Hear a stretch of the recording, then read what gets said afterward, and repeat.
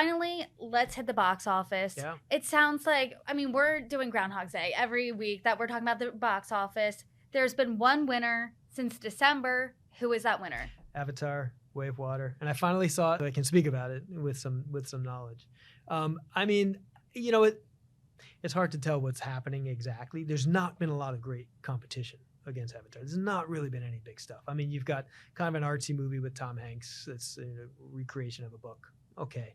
Then you've got a spin-off of, you know, a Shrek franchise, a sub-franchise of Shrek. And then you've got, you know, Megan, which is, you know, this is not Jurassic Park or Star Wars coming out against Avatar.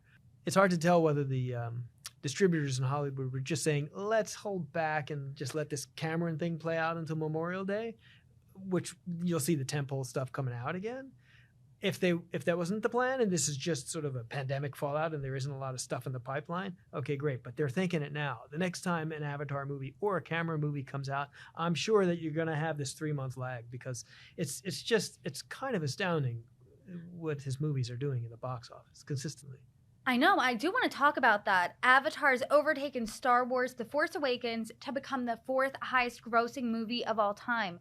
And now it has its sights set on Titanic, another James Cameron movie. So it's a really good time to be James Cameron. But do we think that Avatar The Way of Water can surpass Titanic and knock it out of 3rd place? Oh, it's got a very good shot. I think they're roughly $100 million apart.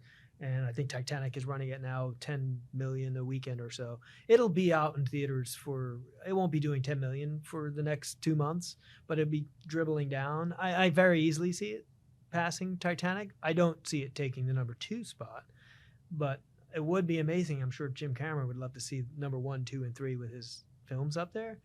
I don't think that's going to happen, but I do think it's going to surpass Titanic. And Titanic is, surprisingly enough, being re-released for Valentine's Day. Do you think that there is enough of an appetite for people to go out, see Titanic again in theaters, maybe edge it up a little bit in the ranks? Sure, I think people will go see it. I mean, it's probably a dated movie at this point. I haven't seen it in a while, so I'm not sure if it stands the test of time. It's perfect to put it out on Valentine's Day. I mean, that makes a lot of sense. It'll nudge up in its total take for sure. I think there's just so much momentum behind Avatar, and it probably hasn't fully played out in all of the international markets yet, whereas Titanic has by now. You've seen Titanic by now, so you're going to have to be a big fan to go see it again, whereas there's a lot of people who probably, like myself, hadn't seen it until last weekend, who haven't seen Avatar. So there's a momentum that it will take Titanic. I'm going to make that prediction. I don't normally make them, but it's going to take Titanic. You heard it here first. And I mean, I've seen Titanic, and I've had Titanic when it was the 2 VHS box set. So, I mean, we've all seen Titanic at this point. But Rob LaFranco, thank you so much. Great to be here.